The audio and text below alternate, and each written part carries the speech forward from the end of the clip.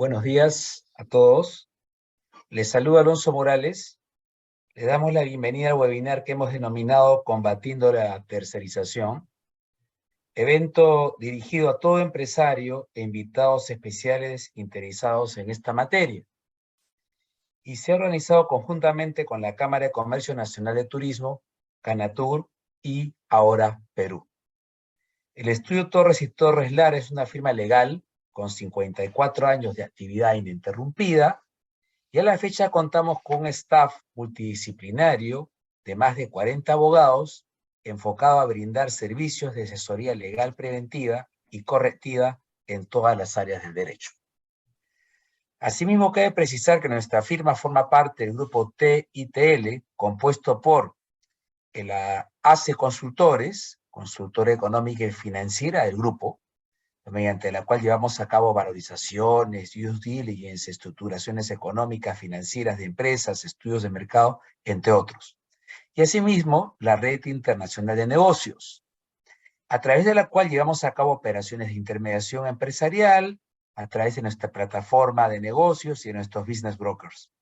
Con esta red se busca facilitar el contacto entre nuestros clientes para la compra y venta de empresas, búsqueda de financiamiento, búsqueda de socios de negocios, ya sea a nivel nacional e internacional. En ese sentido, además, el grupo TITL periódicamente organiza eventos en favor de nuestros clientes permanentes e invitados. Muy bien, la mecánica del webinar de hoy será la siguiente. Tendremos 3 expositores que desarrollarán los temas por un espacio no más de 8 minutos. Y luego de la exposición, absolverán las consultas de los participantes por un espacio máximo de 15 a 20 minutos. Por ello les pedimos que durante las exposiciones vayan redactando sus consultas en el chat del webinar para que puedan ser absueltas finalizada la exposición. Sí les pedimos por favor que sus consultas sean puntuales y muy claras. Respecto a las diapositivas que iremos compartiendo con ustedes mientras dure la exposición, estas serán enviadas a sus correos a más tardar el día de mañana, junto con una encuesta que pedimos, la llenen y así poder seguir mejorando los temas de interés para todos nuestros clientes, ¿no? Quiero tener presente que esta temática tan controvertida que va a ser objeto de la exposición, ¿no?, nos ha llamado profundamente y a toda la comunidad jurídica la atención, ¿no?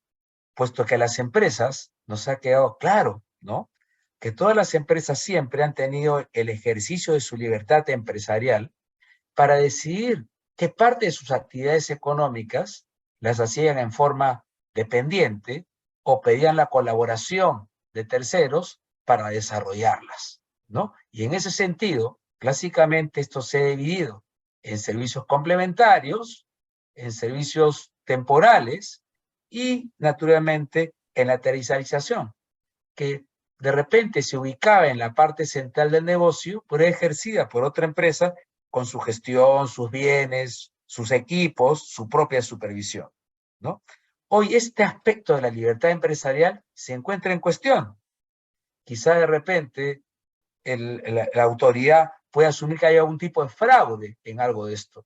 Si hay algún tipo de fraude en algo de esto, siempre la inspección laboral ha sido una opción de la autoridad pública para descubrir aquello que se está haciendo contra la ley. Y lo otro es que se cuestione el legítimo derecho de las empresas para ejercer su actividad empresarial y decidir cómo se organizan. Eso es lo que está en cuestión con ocasión del Decreto Supremo C001-2022-TR, que va a ser analizado. Hoy, pues, clientes nuestros como clínicas, ¿no?, que de repente imágenes o dental o tercerizaban, tienen temas en cuestión. Como tienen temas en cuestión los contratistas que subcontratan o empresas expertas que de repente fabrican puentes, pero que no los colocan y que está hoy en cuestión, en controversia, su actividad empresarial. Muy bien, para que desarrollen estos temas pasamos a presentar al doctor Juan Carlos Benavente, nuestro primer expositor, abogado de la Facultad de Derecho y Ciencias Políticas de la Universidad de Lima, miembro del directorio de la revista Peruana de Derecho de la Empresa, profesor en aspectos legales en el Diplomado de Gestión de Pequeñas Empresas de SAN, árbitro de OCE, asesor de Teleley, ¿no? Especialista y jefe del área laboral de Torres y Torres Lara, socio principal y abogado y supervisor del área de litigios de Torres y Torres Lara Abogados. Luego expondrá el doctor Cristian Guzmán Arias, abogado de la Facultad de Ciencias Jurídicas y Políticas de la Universidad Nacional del Altiplano, con estudios de maestría, con mención en Derecho Civil por la Pontificia Universidad Católica del Perú, cuenta con experiencia en relaciones obligatorias, protección del consumidor y competencia. Fue especialista legal y jefe del equipo en Indecopi y jefe del área de competencia y buenas prácticas de mercado en Torres y Torres Lara Abogados, con especial dedicación al tema de barreras burocráticas. El doctor Franklin Ocampo Cabanillas, abogado por la Facultad de Derecho de la Universidad Nacional San Luis Gonzaga de Ica, cuenta con maestría en Derecho Civil y Comercial por la misma Casa de Estudios, con estudios en arbitraje concluidos y especializada en materia de Derecho Civil de Trabajo, Procesal de Trabajo, Constitucional, Procesal Constitucional, Procesal Civil y Administrativo, con experiencia y asesoría y defensa legal de entidades públicas y privadas y es jefe del área procesal de Torres y Torres Lara Abogados. Damos el uso de la palabra al doctor Juan Carlos Benavente para que inicie su exposición. Muchas gracias, Alonso. Buenos días con todos y gracias por su asistencia. Alonso, confírmame, por favor, si se logra ver las diapositivas compartidas. Me parece que sí. ¿Puedes avanzarlas? Perfecto. Perfecto. Adelante, Juan Carlos. Muy bien, gracias. Efectivamente, Alonso, el día de hoy vamos a tratar el tema de combatiendo las restricciones de la tercerización. Fundamentalmente, el objetivo de este webinar es que tengamos las herramientas para poder enfrentar estas restricciones que desde ya consideramos ilegales. Y en mi caso particular, la idea es recordar la parte teórica en materia laboral que sirve de base luego para el desarrollo de los temas que van a tratar mis colegas, el doctor Franklin Ocampo y Cristian Guzmán, ¿no? Entonces, muy brevemente vamos a desarrollar los cuatro aspectos que ustedes pueden apreciar en las diapositivas. En primer lugar, recordar qué cosa es, según la ley, la tercerización, ¿no? Y la tercerización nos señala la ley, implica la contratación de empresas para efectos de que ellas desarrollen una o más partes de la actividad principal de la llamada empresa usuaria, ¿no? A través de la ejecución de actividades especializadas y obras.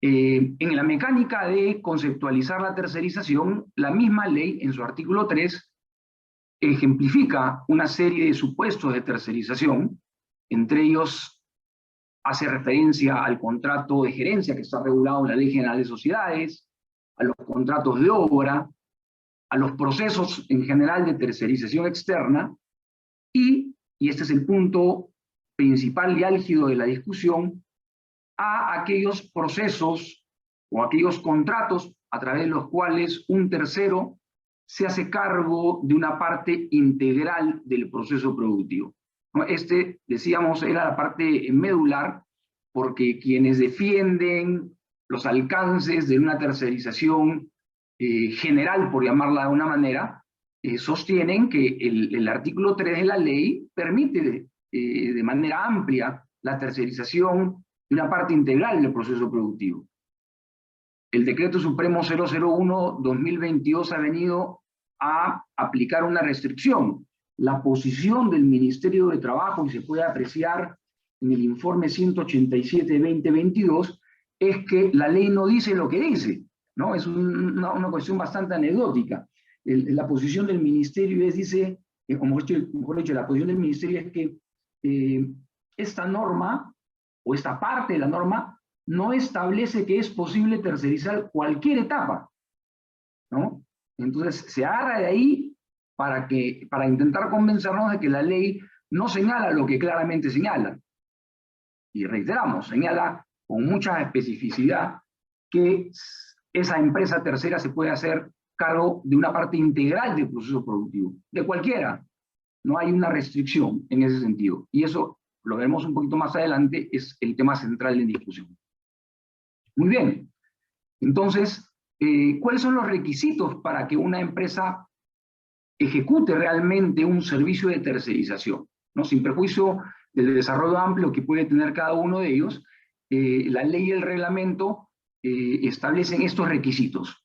El hecho de asumir los servicios por propia cuenta y riesgo, ¿no? Contar con recursos financieros, técnicos o materiales propios. Que la empresa tercerizadora también asuma la responsabilidad de los resultados. Que en materia laboral, la dependencia o la subordinación de los trabajadores con la empresa tercerizadora sea real y que no se trate simplemente de una provisión de personal que responde a la subordinación de la empresa usuaria. Es decir, los trabajadores que ejecutan la obra o servicio están al mando de la empresa tercerizadora. La pluralidad de clientes, tener más de un cliente, aunque el reglamento de la ley precisa algunos supuestos en los cuales esa pluralidad de clientes puede no existir y tendrá que ser revisado en cada caso. También otro requisito, contar con equipamiento, contar con inversión de capital y que el servicio sea retribuido en función de la obra o el servicio específico que se desarrolla, ¿no? Las estructuras de costos vinculadas única y exclusivamente al valor remuneración de cada trabajador es un indicio de una desnaturalización de la tercerización. Muy bien. Otro tema medular es recordar que esta normatividad, y esto viene a colación de las muchas dudas que tienen las empresas y los clientes en relación a la aplicación de este decreto supremo, recordar que toda esta regulación solamente es aplicable a los procesos de tercerización que implican desplazamiento continuo.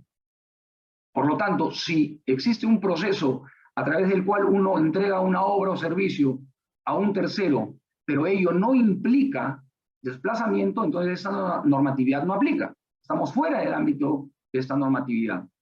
O una empresa tercera provee bienes y servicios sin que exista tercerización.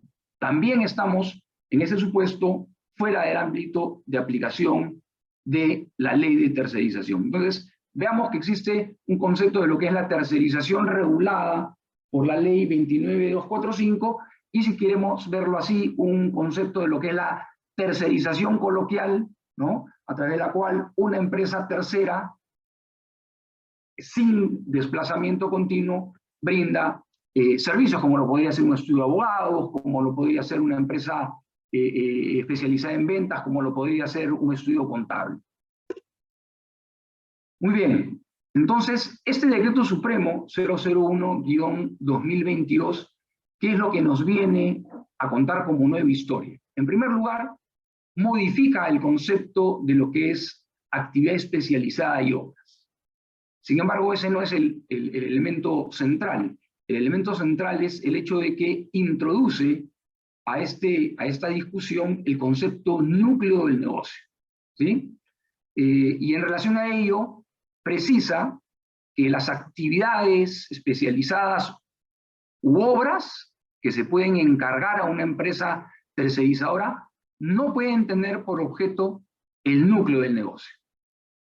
Y la norma, en un intento, desde nuestra opinión, frustrado de conceptualizar lo que es el núcleo del negocio, señala que este núcleo del negocio forma parte de la actividad principal, pero por sus características particulares no corresponde a actividades especializadas u obras que se pueden tercerizar con desplazamiento.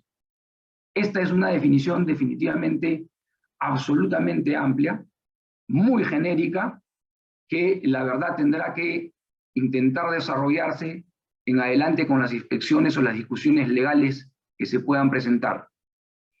La norma también establece cuáles son los parámetros para identificar lo que es el núcleo del negocio, ¿no? Entonces, en relación a ello, dicho sea de paso, este informe 187 de 2022 al que hemos hecho referencia, precisa también que estos parámetros deben ser observados por cada caso concreto, deben ser observados de manera separada, son criterios de auxilio, no se tienen que cumplir todos, es decir, no tienen que ser analizados de manera conjuntiva, sino que son parámetros de ayuda para poder determinar si la actividad u obra tercerizada termina siendo o no el núcleo del negocio, ¿no?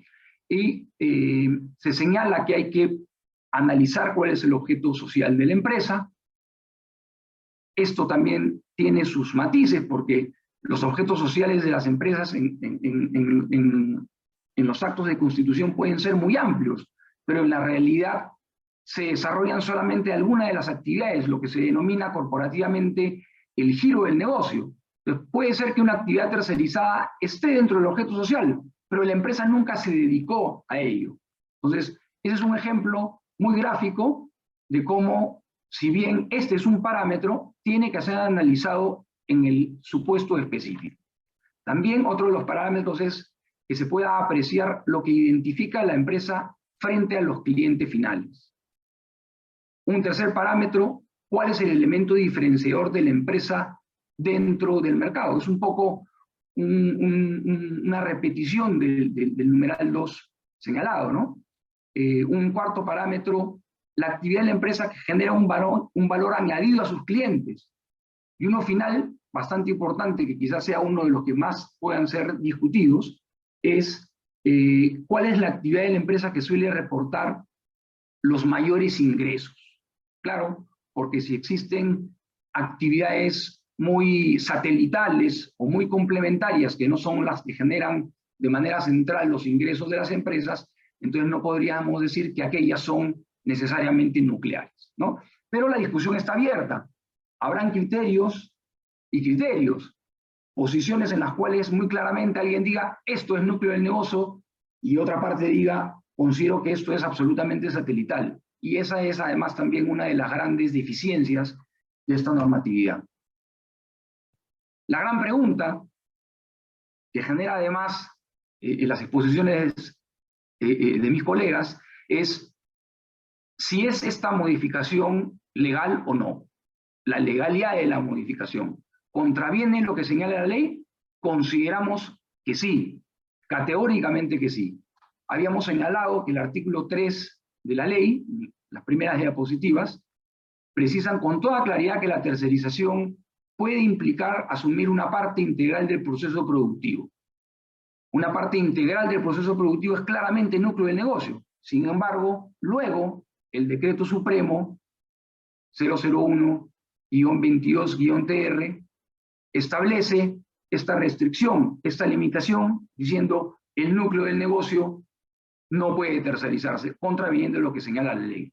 Entonces, como colofón o conclusión de esta parte teórica introductoria, podemos afirmar categóricamente que se violenta la jerarquía normativa, porque si quisieron modificar la ley, debieron hacerlo a través de otra ley, no a través de un decreto supremo, sin perjuicio de otros conceptos legales, como el central referido por el doctor Alonso Morales, sobre la libertad empresarial y cómo una empresa puede autodeterminar cómo se organiza para enfrentarse al mercado.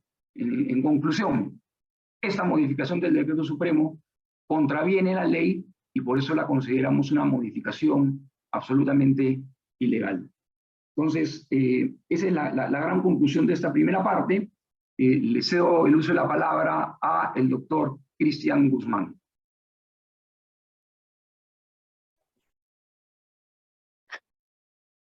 Gracias. Buenos días con todos. Voy a compartir mis diapositivas para que podamos ver esta parte. Bueno, la mala noticia, como hemos visto, es de que esta modificación normativa,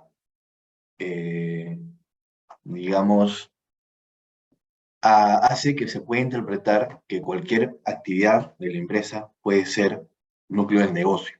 Por lo tanto, hay quedarían muy pocos procesos, muy pocas actividades de las empresas que puedan ser tercerizadas. Y eso hay que tener en cuenta que la norma se encuentra vigente, a no ser de que se logre paralizar sus efectos a través de algunas alternativas, que felizmente las hay. Entonces, la buena noticia es que existen esas alternativas legales para poder frenar esta intromisión que ya hemos visto que es indebida a la libertad de las empresas. Una de estas alternativas es el Indecopi. Y digo que es, de acuerdo al título de mi presentación, que es una alternativa efectiva, porque las decisiones a favor de las empresas, a favor de que se paralicen los efectos de este decreto supremo, ya vienen ocurriendo en este momento. Creo que no es novedad para ninguno de nosotros de que el Indecopi ya se ha pronunciado en una primera instancia en la Comisión de Barreras Burocráticas, de que esta modificación normativa es una barrera burocrática ilegal. Sin embargo, esta decisión va a tener que ser respaldada, confirmada por la segunda instancia del Indecopi, y esperamos que así sea. Hasta ese entonces, como les digo, la norma tiene completa vigencia, y lo que esperaríamos es tener una decisión cautelar hasta que se decida finalmente en la última instancia. Entonces, en los próximos minutos vamos a ver cómo podría ocurrir esto, cuál es el camino para ello. Primero me detengo muy brevemente en definir qué es una barrera burocrática. De lo que ven en la pantalla, para este caso concreto, me quedo en que es una limitación que condiciona o que restringe la permanencia o el acceso de las empresas al mercado. Una barrera burocrática, una decisión del Ejecutivo, una decisión del Estado, los ministerios, por ejemplo, en este caso el Ministerio de Trabajo, para que sea respaldada por el ordenamiento jurídico, tiene que ser legal y razonable. Cuando decimos legalidad, nos referimos a que, por ejemplo, el Ministerio de Trabajo sea competente para la restricción, que siga las formalidades adecuadas para emitir esa decisión y que su decisión sea compatible con otras leyes de mayor jerarquía. Y hablamos de razonabilidad cuando esta restricción que se impone en el mercado no sea arbitraria. Eso quiere decir que exista un problema y que la solución que propone el Ejecutivo solucione ese problema, en efecto, o sea, de manera idónea, y además que sea proporcional, lo cual quiere decir que debería existir una evaluación de costos-beneficios, evidentemente que los beneficios tienen que ser mayores que los costos, y que no existan otras alternativas igualmente satisfactorias. Bueno, con la idea de que esto es una barrera burocrática, ya les adelanté un poco, de que la prohibición de tercerizar el núcleo del negocio es una barrera burocrática.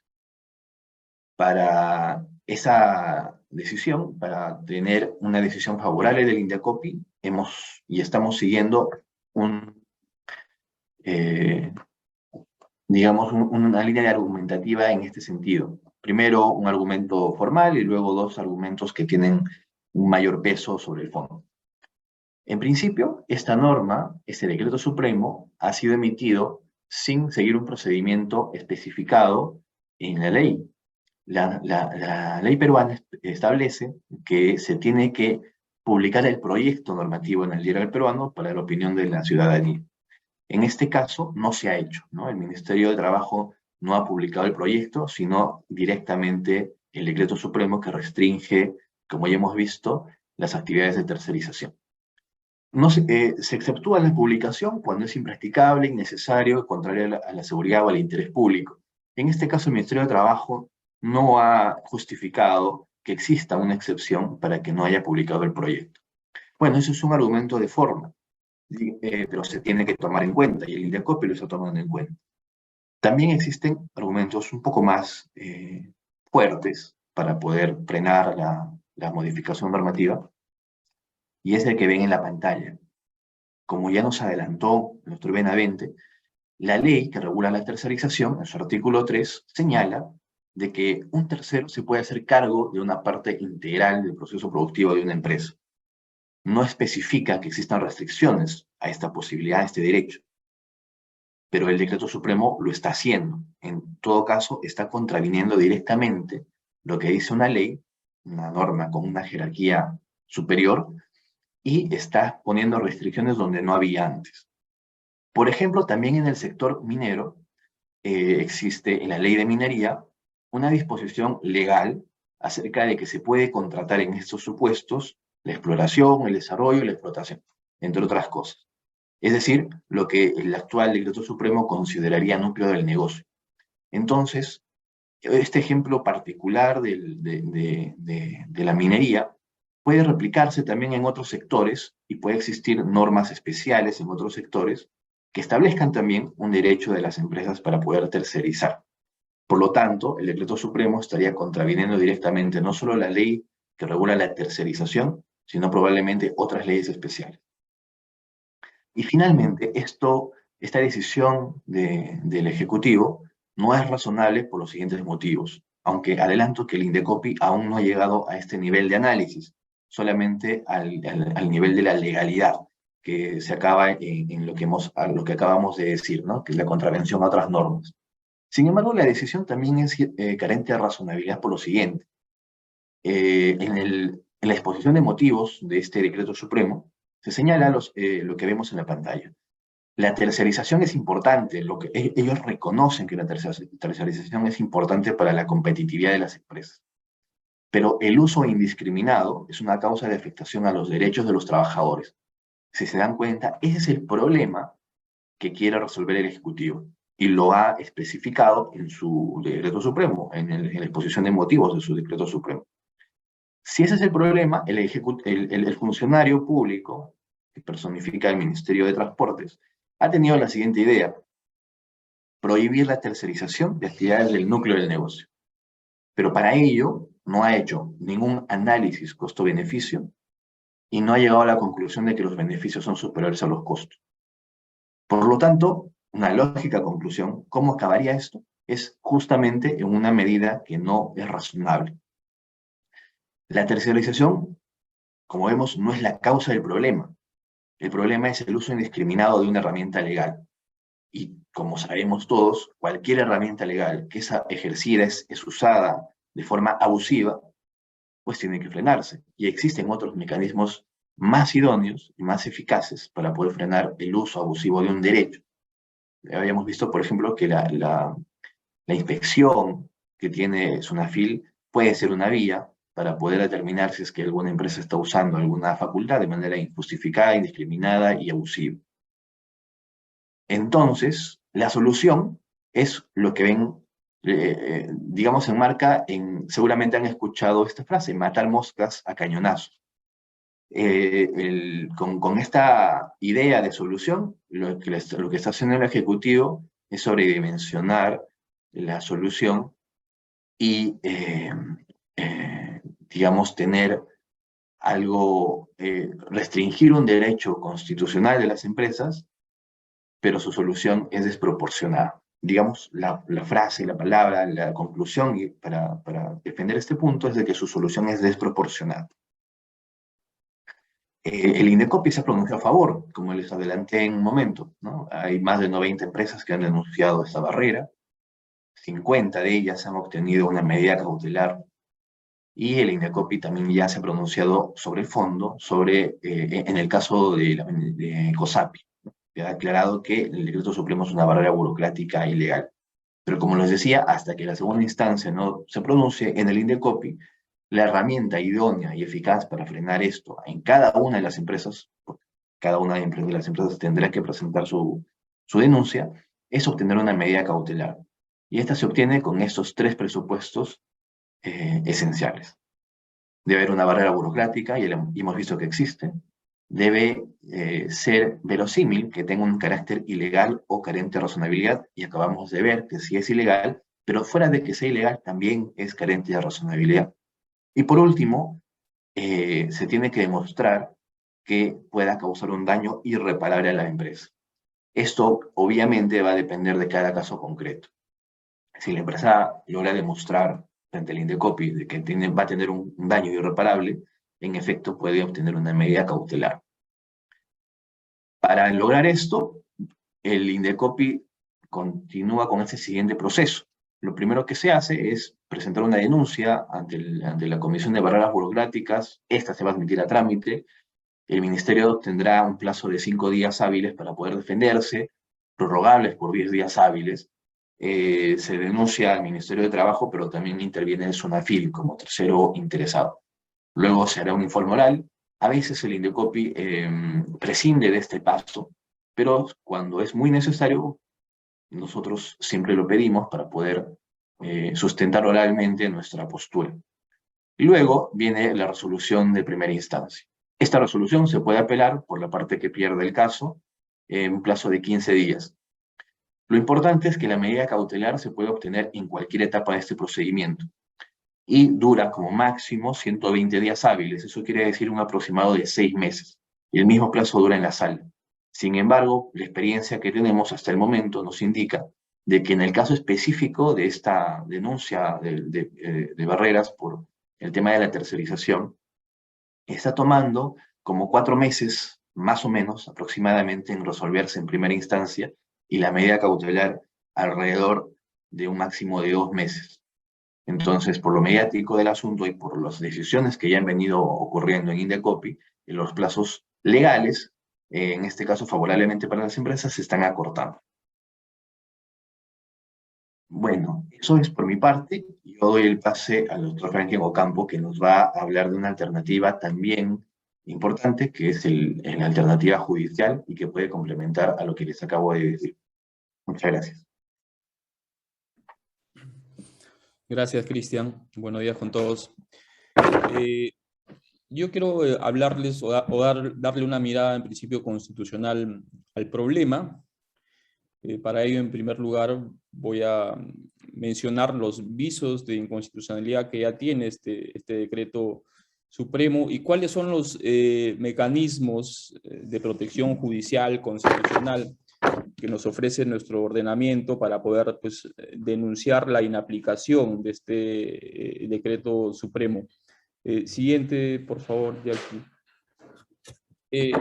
Este decreto supremo, ya lo han mencionado también quienes me han precedido, tiene claros visos de inconstitucionalidad, ¿no? Uno de ellos, el primero y creo que tal vez el más claro, es la afectación al principio de jerarquía normativa previsto en el artículo 51 de la Constitución, ¿no? Claro, ahí la idea es bastante clara, lo ha expuesto también el doctor Benavente, pero lo cierto acá es que la ley 29245 en su artículo 3 establece que se puede tercerizar una parte integral del proceso productivo de una empresa. Eso lo dice bastante claro el artículo 3.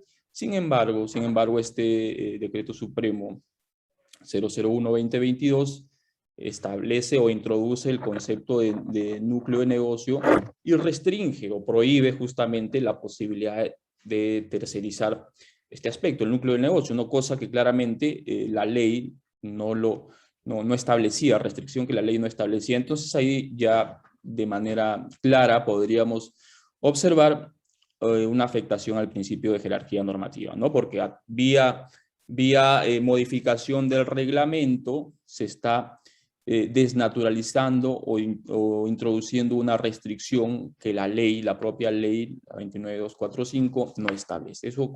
Eso claramente constituye una afectación al principio de jerarquía normativa. La segunda afectación que nosotros también observamos es la afectación a la libertad de contratación, previsto entre otros en el artículo 62 de la Constitución. ¿Por qué decimos ello? Porque la disposición única complementaria del decreto supremo establece ya un mandato de que se tienen que modificar o adecuar ya los contratos suscritos en el marco de tercerización y da para ello un plazo de 180 días, ¿no? Hay que adecuar los contratos. Eso claramente también consideramos afecta el principio de libertad de contratación en su manifestación de libertad contractual, ¿no? En virtud del cual uno pues, decide en libertad los términos de los contratos, pero sin embargo ya con este decreto supremo se modifica o se establece una obligación de adecuar o modificar ya contratos suscritos entre las empresas tercerizadoras y las empresas usuarias o principales, ¿no? Eso consideramos también constituye un viso de inconstitucionalidad, ¿no? Porque transgrede el artículo 62 de la Constitución relacionado a la libertad de contratación. Y otro aspecto que también nosotros consideramos importante es la libertad de empresa. Nosotros consideramos también que la norma, el decreto supremo, afecta la libertad de empresa en la medida que, claro, de acuerdo al artículo 3 de la ley, que ya tantas veces lo hemos mencionado, pues un empresario válidamente puede tercerizar parte del proceso productivo de su empresa, entre ellos incluso parte del core. Sin embargo, este decreto supremo justamente establece esa prohibición y con ello afecta de manera desproporcionada el ejercicio de la libertad de empresa. Entonces, eso en principio son estos tres aspectos que ya pues esto hacen ver que esta norma está afectada o tiene visos de inconstitucionalidad que pueden ser denunciados. Claro, y ahora la pregunta siguiente pertinente sería, y bueno, ¿cómo denunciamos estos visos de inconstitucionalidad? ¿Cómo materializamos? Pasamos a la siguiente, por favor. Entonces, claro, nuestro ordenamiento, y aquí, siguiente. Ok, nuestro ordenamiento nos otorga básicamente para cuestionar o para denunciar estos visos de inconstitucionalidad que tiene el decreto supremo, dos posibilidades, ¿no?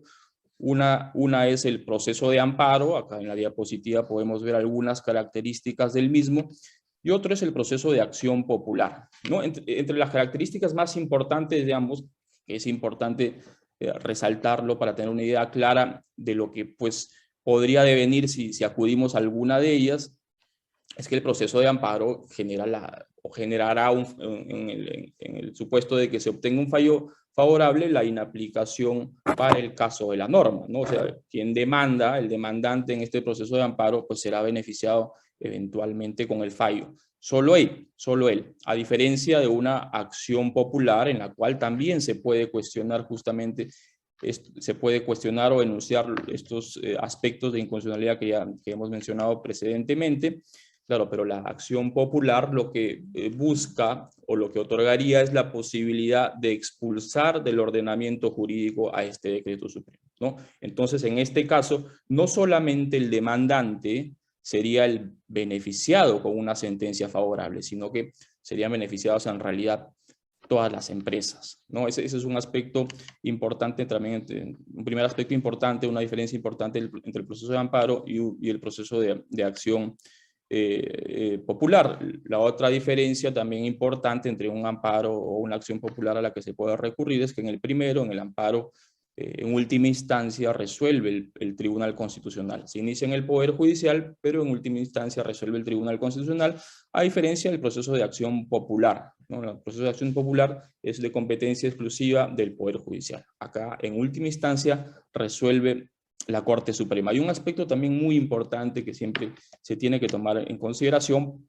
para tomar alguna decisión, es la posibilidad de las medidas cautelares. En el proceso de amparo, en cualquier etapa del mismo, se pueden solicitar y eventualmente conceder medidas cautelares, ¿no? Ese es un aspecto muy importante, pero en la acción popular no. En la acción popular debemos esperar o debemos obtener un fallo de primera instancia favorable para recién poder tentar la posibilidad de que nos otorguen una medida cautelar. Y hasta la obtención de un fallo de primera instancia, pues pueden pasar tranquilamente 12 meses aproximadamente, tranquilamente en nuestro Poder Judicial, ¿no? Entonces, ese es un aspecto importante. Y en el tema de duración en general de los procesos, tanto de amparo como acción popular, estamos hablando de procesos que tranquilamente pueden tomar en promedio unos 3 años y medio hasta su solución definitiva, pero claro, para transitar por ese plazo de tiempo es importante siempre la obtención de medidas cautelares, ¿no? Entonces, pasamos a la siguiente, Jackie, por favor.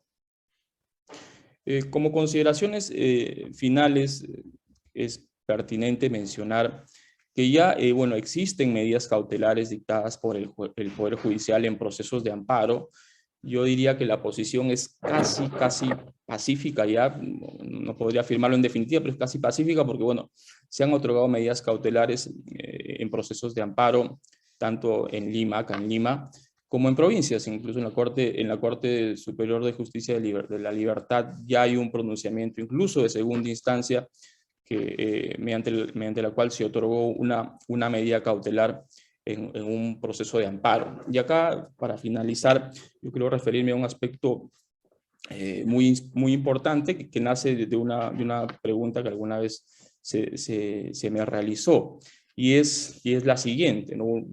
A veces uno se pregunta qué pasaría si yo recurro a un proceso de amparo en el cual en efecto tengo una medida cautelar, pero claro, mi idea no solamente, si yo soy propietario, titular de una empresa tercerizadora, mi idea es que también la empresa usuaria o principal se beneficie de esa medida cautelar.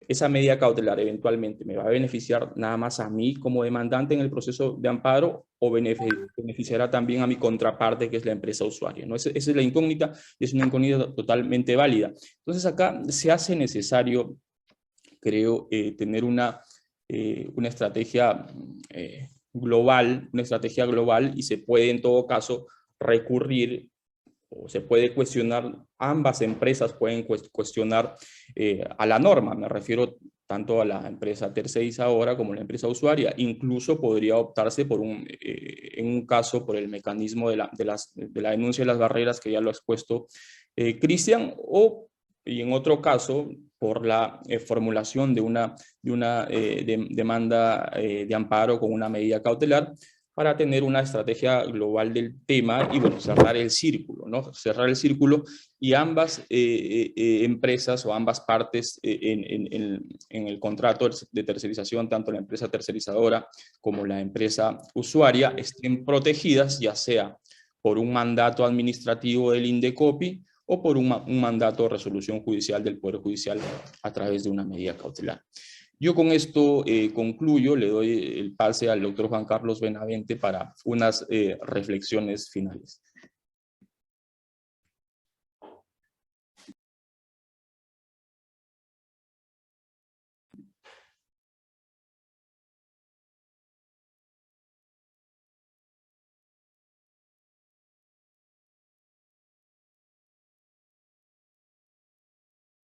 Juan Carlos, estás muteado por si acaso.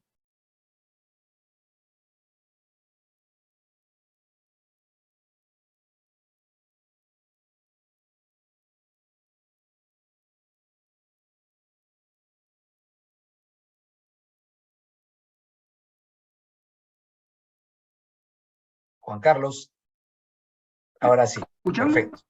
Recién. ¿Sí? Ahora sí. Muchas gracias, disculpen, tuve un inconveniente con la computadora. Muy bien, gracias. Sí, efectivamente, una consulta de colación, algunas respuestas de una pregunta que ya he podido apreciar que se ha formulado. Este escenario, evidentemente, nos lleva a preguntarnos: ¿SUNAFIL puede o no puede ejecutar procedimientos de inspección? La gran pregunta que uno se formula. Entonces, vamos a ver. Supongamos que la empresa hace tercerización no nuclear o hace tercerización nuclear y se encuentra protegida con una medida cautelar administrativa o judicial. En ambos supuestos, ¿nos puede inspeccionar SUNAFIL? Y la respuesta es que claro que sí. Parece contradictorio, vamos a ver que no es contradictorio. Y claro que sí, ¿por qué? Porque evidentemente en el caso de la tercerización no nuclear, SUNAFIL no tendrá obligación de ingresar a efectuar ningún tipo de análisis sobre el núcleo del negocio, porque claramente se trata de una tercerización no nuclear. Entonces ahí se podrán revisar si se cumplen todos los requisitos de la tercerización. Y en el caso de la tercerización nuclear, SUNAFIL podrá aplicar una inspección y sin necesidad de ingresar a revisar si se trata o no de una tercerización respecto del núcleo del negocio, puede entrar a revisar si se cumplen los parámetros de la tercerización general, puede ingresar a revisar si se trata simplemente de una provisión de mano de obra o de personal, sin asumir independencia económica, financiera o la responsabilidad o autonomía respecto del servicio u obra desarrollada, ¿no?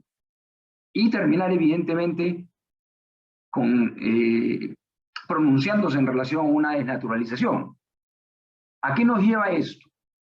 Todo esto nos lleva a que es necesario que las empresas que tienen procesos de tercerización nucleares, protegidas administrativa judicialmente o no nucleares, hagan o ejecuten un proceso de auditoría o revisión respecto del cumplimiento de los aspectos generales de la tercerización que realizan.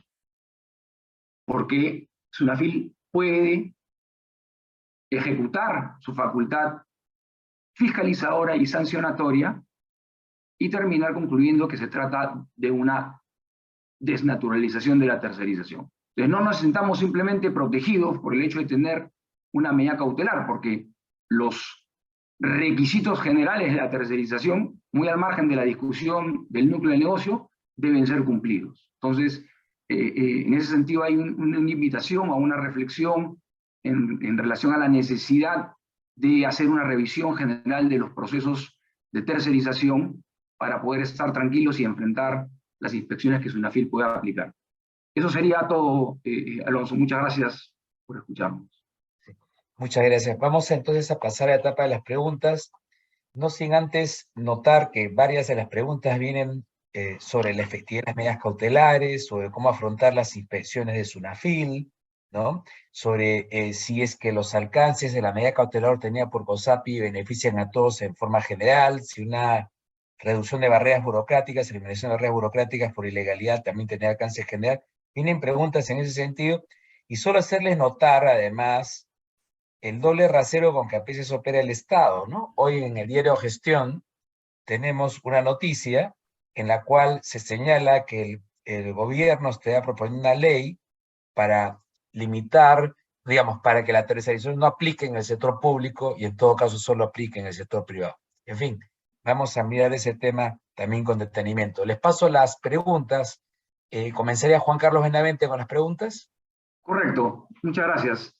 A ver, la primera pregunta, ¿puedo contratar una empresa para que se encargue de vender mis productos y tener personal propio para lo mismo? La respuesta es afirmativa. Además, no se trata en este caso de una actividad que pueda ser regulada por la ley de tercerización, puesto que en todo caso una fuerza de ventas que opere de manera totalmente externa a través de una empresa especializada en este tipo de actividades no implica desplazamiento, por lo tanto no estaríamos dentro del ámbito de aplicación de la ley de tercerización. Pueden haber otros aspectos de naturaleza laboral, pero no aplica esta normatividad de tercerización. Una segunda pregunta, ¿las empresas que gerencian los proyectos de construcción van a desaparecer, ya que debería considerarse que esta gerencia es núcleo del negocio de la empresa constructora? En el fondo nos preguntan si una empresa constructora que terceriza su gerencia está en peligro de desaparición al considerarse que es núcleo del negocio. Bueno, eso es un gran peligro definitivamente, ¿no? Y hay que buscar justamente una protección a través de medidas cautelares o de procedimientos con un pronunciamiento final, porque el inspector, con un razonamiento muy sencillo, va a decir, si la empresa está dedicada a la construcción, el núcleo de su negocio es la construcción. Entonces, ¿cómo es posible que algo que es tan central como gerenciar su propio proyecto de construcción lo tercerice? Para mí, va a concluir el inspector, esto es núcleo del negocio, ¿no? Entonces, hay ese peligro definitivamente.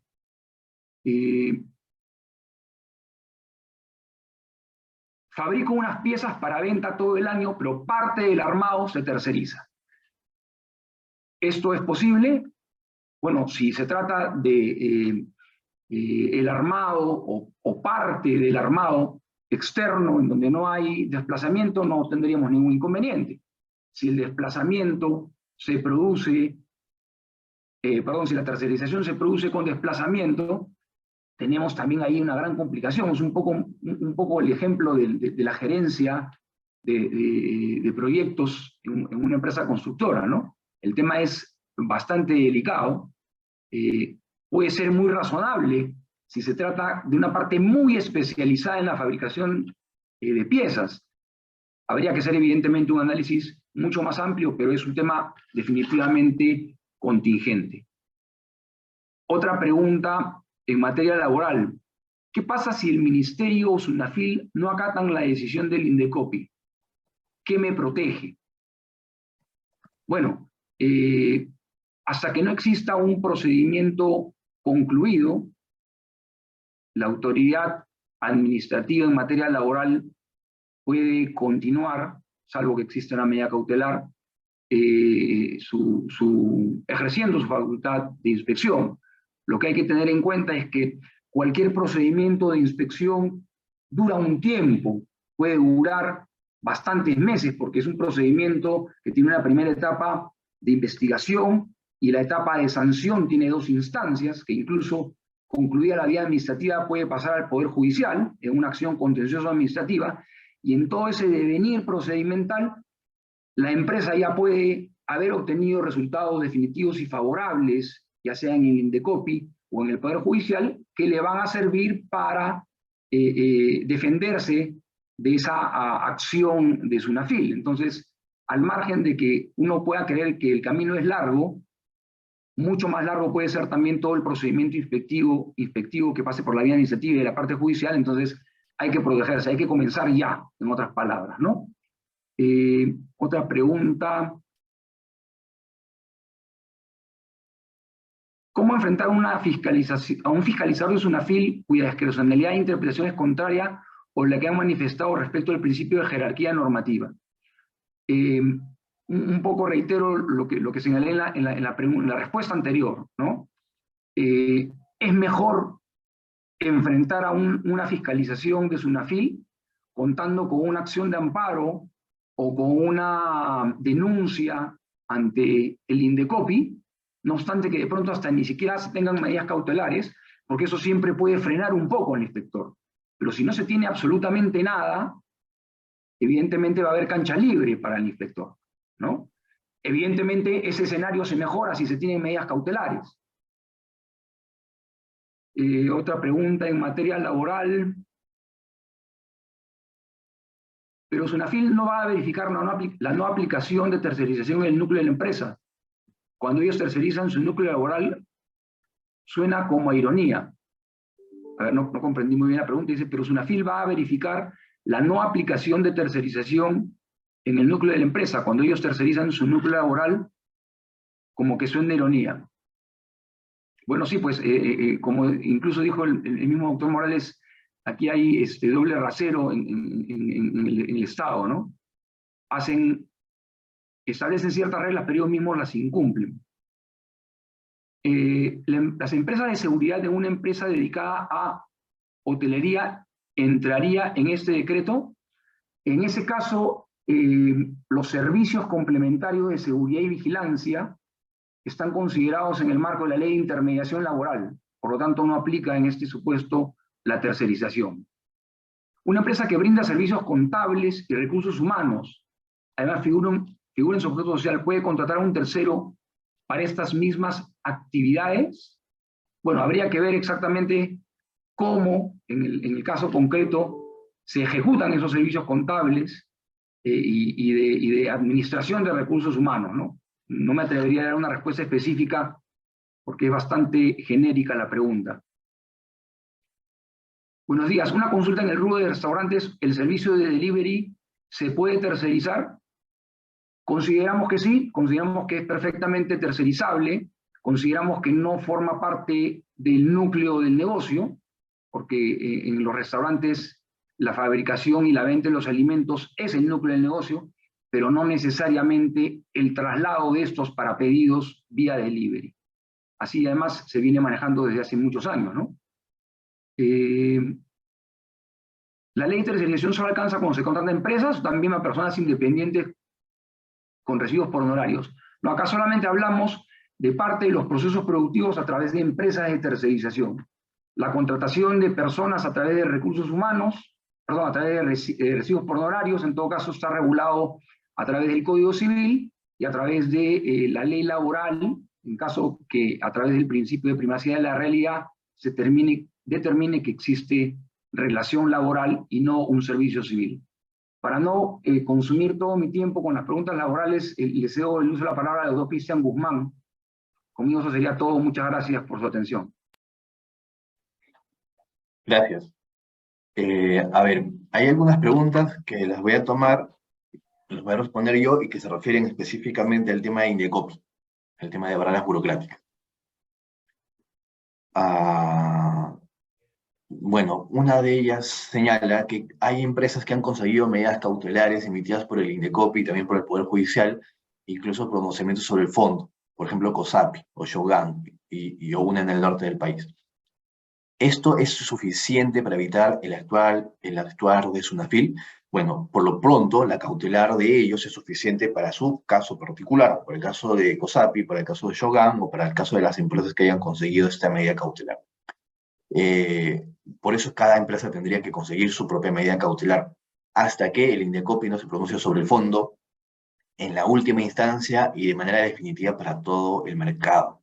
Por eso, digamos, la denuncia de COSAPI no es suficiente para todas las demás empresas, ¿no?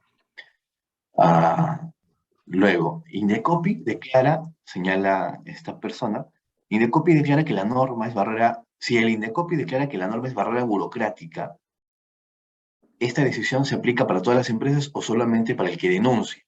En el mismo sentido, en principio, para el que denuncie. Pero hay una posibilidad de que se aplique para todo el mercado, para todas las empresas. Si el Indecopi declara que la barrera burocrática es ilegal, y hemos visto que es ilegal cuando, por ejemplo, contraviene otras leyes de orden público, la barrera se aplica para todas las empresas, independientemente de quién lo denuncie. Eso todavía no ha pasado y tendría que pasar en segunda instancia en el Indecopi. Hasta ese momento, digamos que no hay ninguna protección en ese sentido.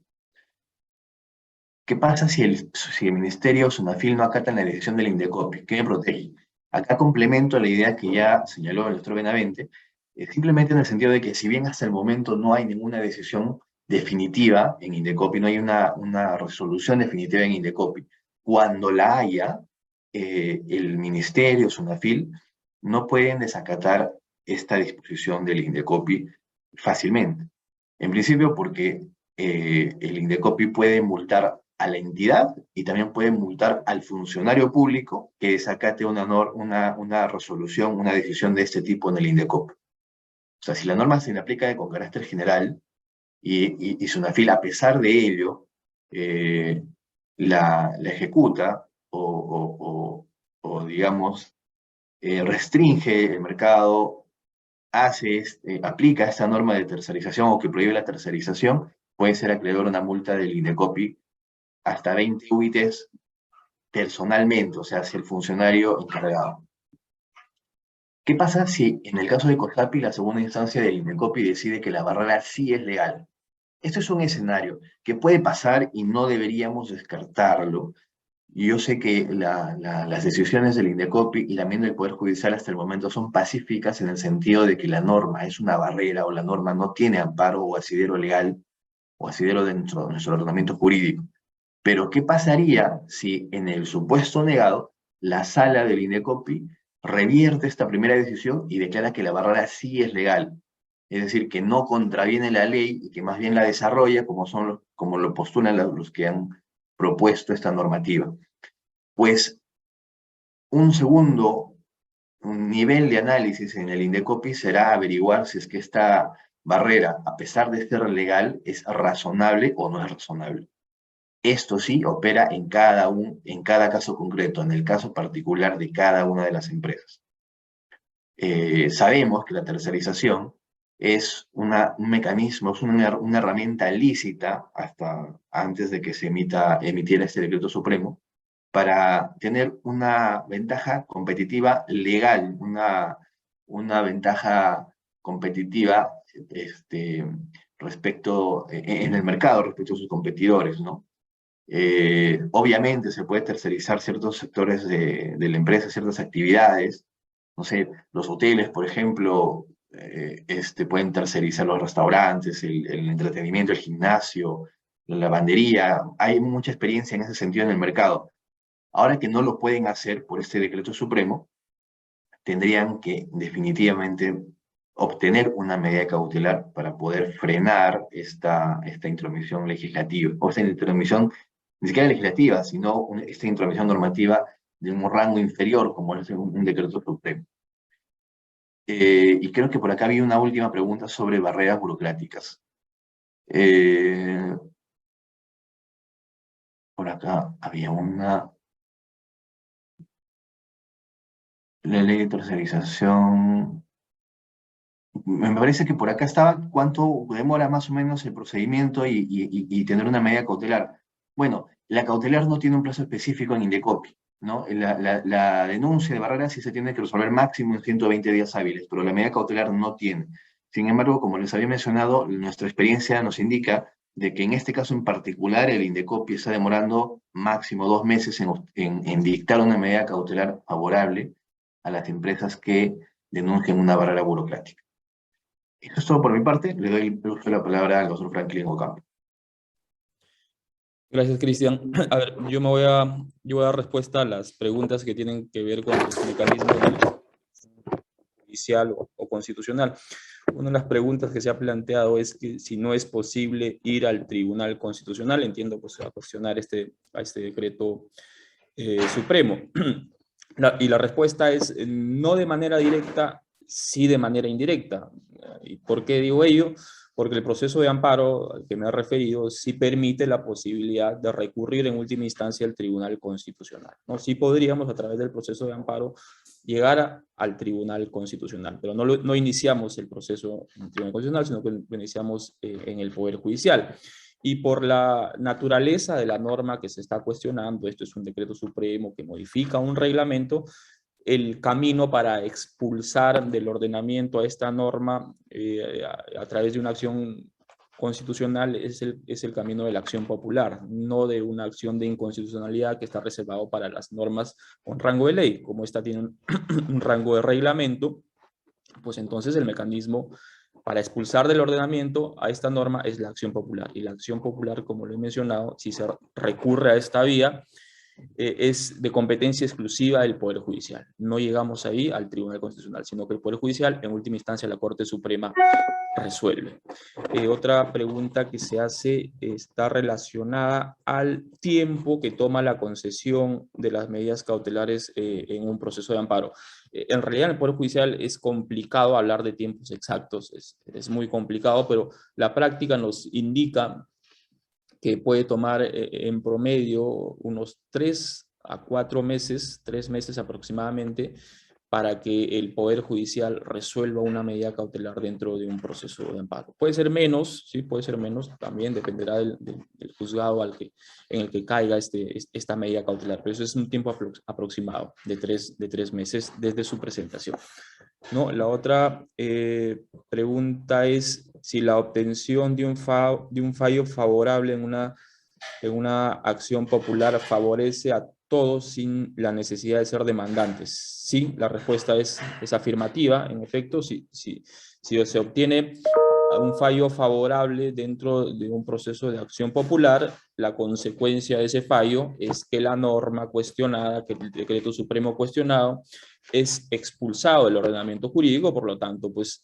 alcanza y favorece a todas las empresas sin la necesidad de que sean demandantes en ese proceso de acción popular. Eso serían todas las respuestas a las preguntas planteadas por mi parte, doctor Alonso. Muy bien. Muchas gracias a todos nuestros expositores.